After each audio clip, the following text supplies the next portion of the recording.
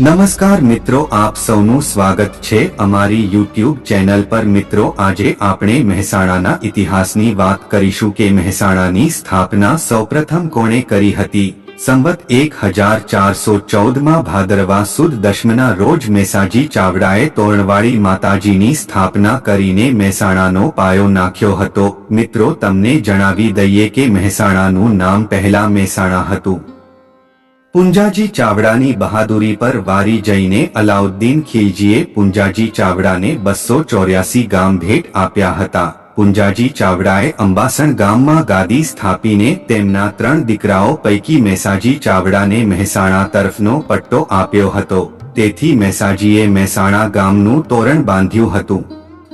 મેસાજી ચાવડાએ ગામ વસાવ્યું હોવાથી ગામનું નામ મહેસાણા આપવામાં આવ્યું હતું।